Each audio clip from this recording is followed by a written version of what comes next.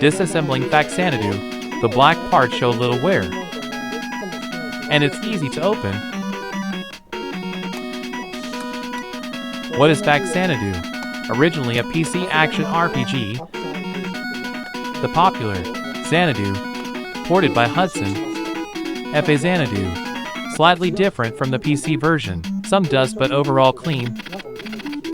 The board is quite clean, like new, with electrolytic capacitors, 22 mF/6.3V. Terminals feel somewhat worn. Capacitors need replacing.